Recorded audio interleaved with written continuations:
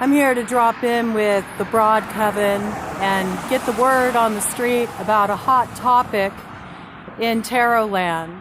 I want to talk today about spiritual warfare. I really got a download coming in around this and was called to share some thoughts, share some perspectives, some ideas to explore around this topic of spiritual warfare.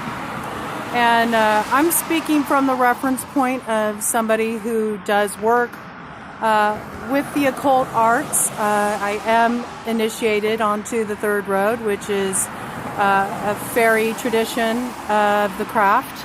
And I have quite a bit of experience experimenting, exploring many different paths. I've participated in many different events, gatherings that are all about, working with these alchemical arts.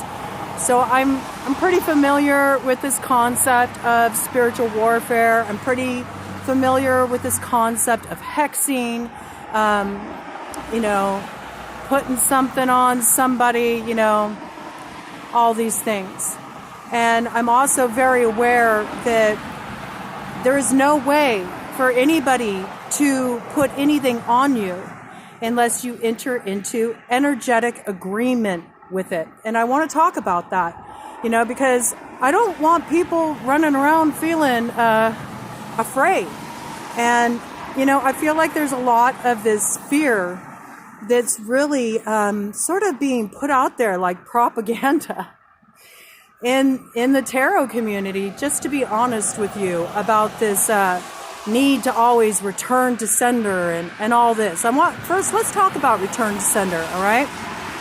So when you do return to sender work, all right, there's a couple things at play there. First of all, as soon as you are having to do a return to sender, you've already entered into energetic agreement with this lower vibrational energy that you believe, and this is key, that you believe has been directed your way, okay? This is really significant because the only way that a hex, any kind of working, any kind of energy manipulation can truly have an effect on you is on some level you have to enter into energetic agreement with it. How do you enter into energetic agreement with it and allow an avenue for it to permeate your auric field and actually get corded into you where it does start to have an effect? First of all, through fear. Fear is the primary gateway for this kind of energy to affect you. And I will tell you right now, as long as you are completely aligned within the energy of love and you stay in that high vibration, okay? And that energy of love is a space of trust. It's a space of knowing that you are held, that you are covered, okay? When you are in that vibration, there is no way for any energy directed at you to insert itself into your energy body, okay? It's when you move into the space of fear that you are actually creating the invitation to engage with that energy, all right? Water will always seek its own level, okay? And that's what it's really about here. You got to look at what is water. Water is a conductor, okay? So think of that. Our bodies are primarily made of water, so you are a walking conductor. And if you're walking around with this fear, imbuing your energy signature, that's what you're conducting out into the world. So you basically set yourself up as a mark. I'm an easy target. Yeah, my boundaries are permeable.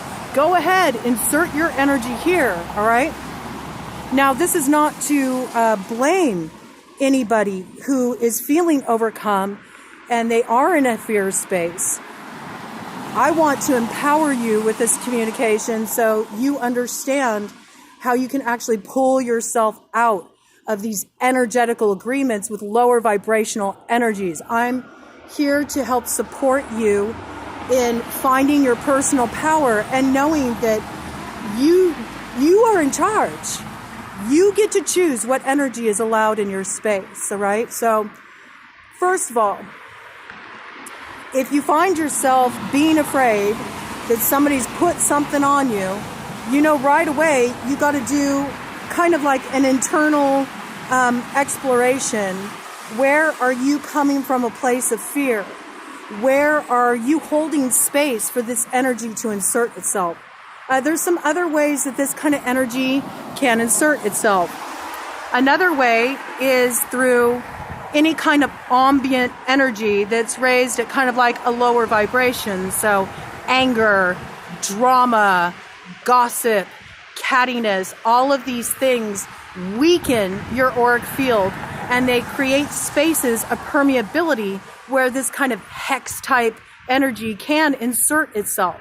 But again, you need to remember you have all the power here, because you are the one who gets to decide if you are going to enter into energetic agreement with what's being targeted at you. All right. So the first place you want to begin is by extracting yourself from any involvement in any kind of drama, removing yourself from any environments that feel, not right.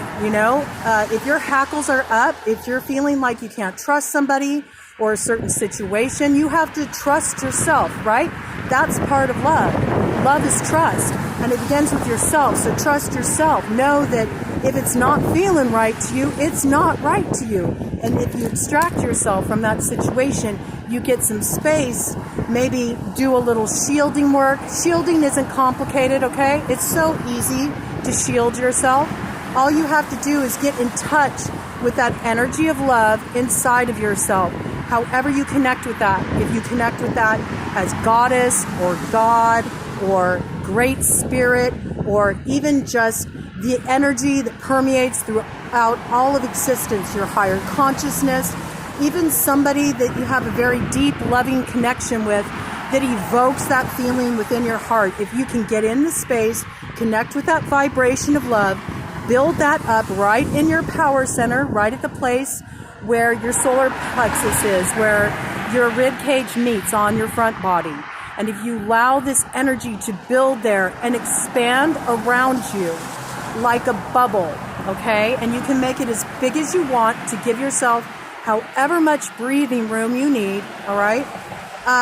And you can switch up the quality of the bubble. And I encourage you to do that. Don't work with the same shielding. And don't share with people necessarily what kind of shielding you're doing, all right? You have to really bring forward your own intuition and what feels right to you. Someday, your bubble may be covered in spikes. Someday, you might have your bubble covered with mirrors that just deflect energy, just provide a reflection for the energy that is sending its way to you with intention. This is a way that you can not engage with the energy at all. You're not doing a return to sender. All you're doing is you are maintaining your own energetic space, and you're preserving your energy of being in that vibration of love, of trust, of stability, of centeredness, of knowing that you're held, okay? And when you're preserving your own space, that doesn't involve the messy complications of a return to sender. And I want to talk about that, why a return to sender is not the way to go, all right? When you do a return to sender, first of all, you've already allowed your boundaries to become permeable, okay? You're already in a space of fear. If you weren't in a space for fear, you wouldn't even need to return the energy to sender, because it wouldn't be having any effect with you. You wouldn't be engaged with the energy in any way. Does this make sense? So as soon as you go that place where you're like finding yourself going return to sender, you better stop yourself for just a hot minute here, because are you sure that you know who is sending you that energy? Are you sure anybody is even sending you any kind of harmful energy? Or is it your own fear, your own shadow within that is creating the generation of this feeling of, not being safe? All right? This is so, so key, because if you're doing a return to sender, you're already in a space of fear. You can say that oh, I have no attachment to how it plays out. Bullshit. Because you're already in a space of fear. So when you do a return to sender, you in essence are kind of putting out a hex energy because you're moving from that place of fear. So you're trying to protect yourself by projecting shadow. I'm afraid, all right? So you've entered into now a back and forth energetic agreement with this lower vibrational energy. It now has a direct cord into you. And since you sent that energy out, guess what?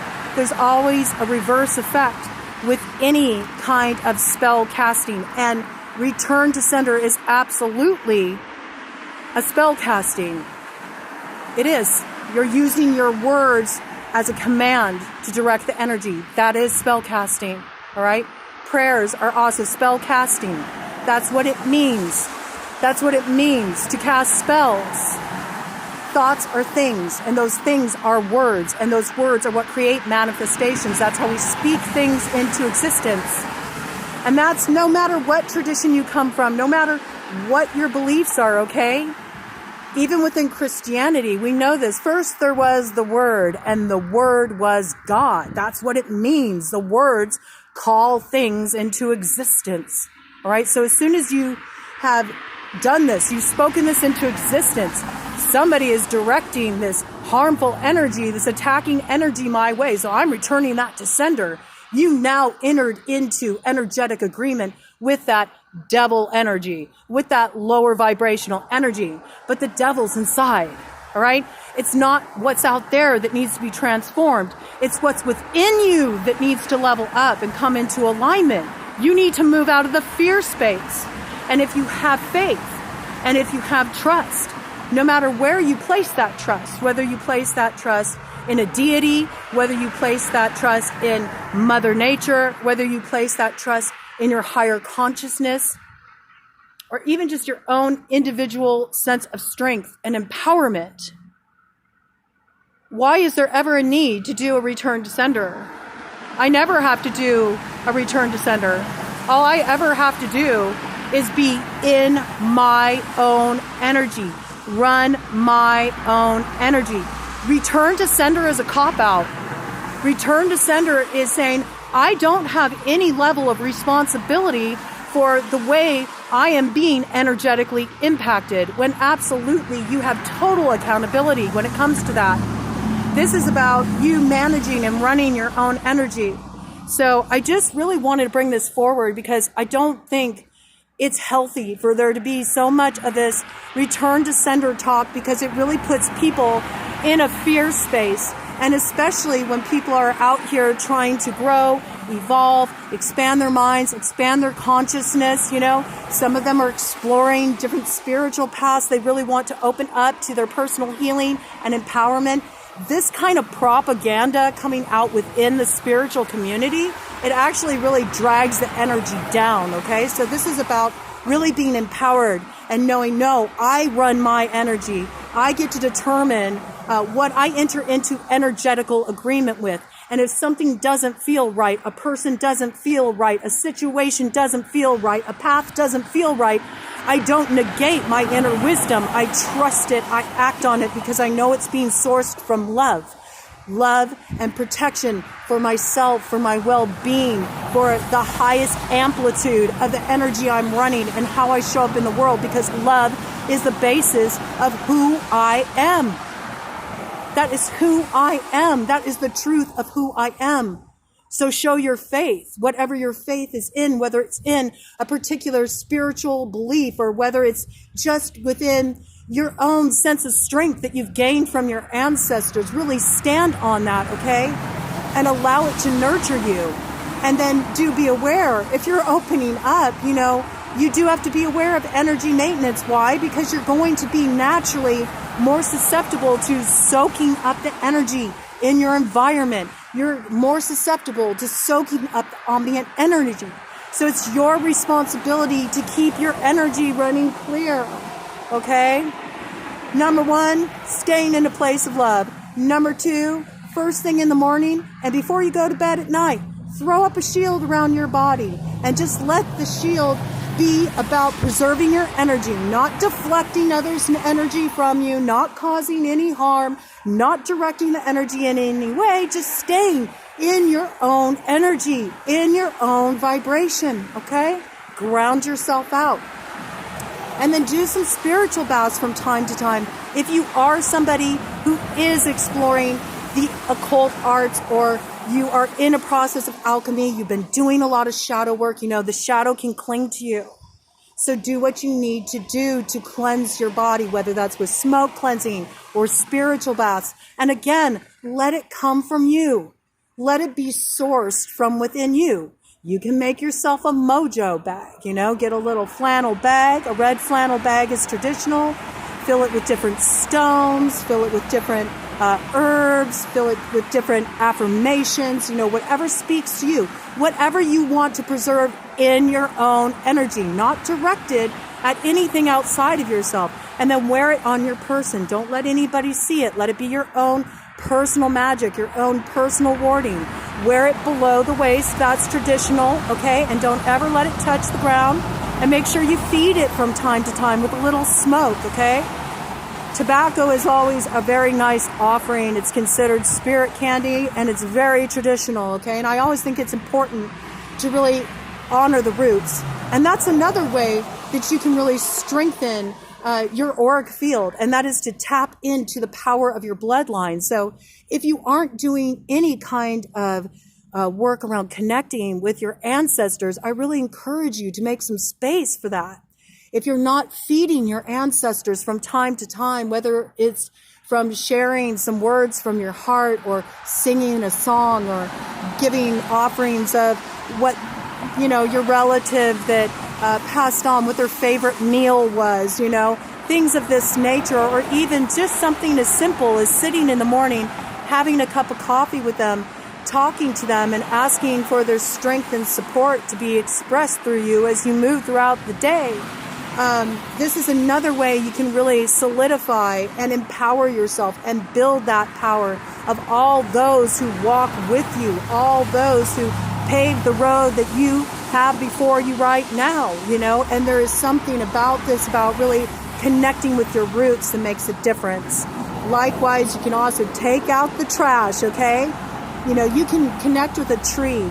Make a tree friend, Let it be your special tree where you come and you connect and you think of the things that are troubling you, or you think of the things that you are struggling with, and sit on the ground and let your feet, the soles of your feet, be on the earth, and just sit on those roots and let the trunk of the tree support your back, and just give it over, and just envision your root, that root chakra, Muladhara, that's right at the tip of your tailbone. Envision it just as like this red glowing orb, and shoot down roots with it to root with the roots of the tree and plug it into the core of the earth, and just drink in that earth energy. Let it wash through you and wash away your concerns. Ask that it gets taken into the core of the earth and gets transmuted, transformed, returned to you as renewable energy.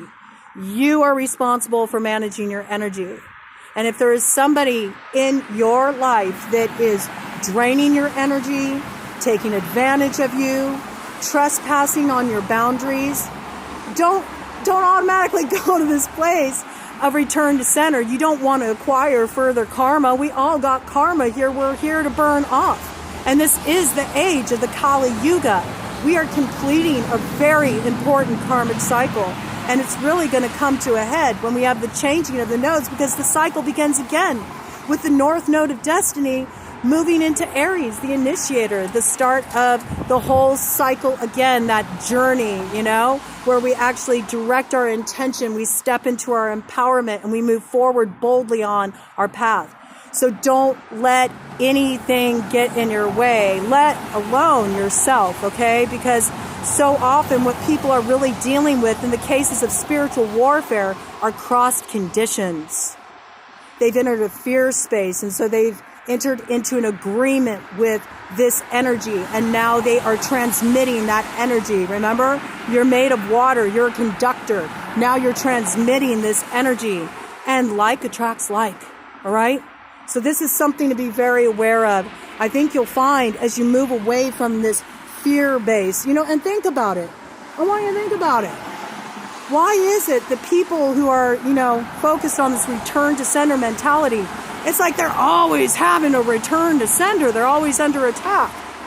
And that's something to look at there. At some point, you have to stop deflecting your personal responsibility. You got to turn that mirror back on yourself and ask yourself, why do I keep allowing this energy to enter my space? And what stance am I holding within myself that is unlike love? And then you will be able to get clear on how you need to come into balance and cut those cords.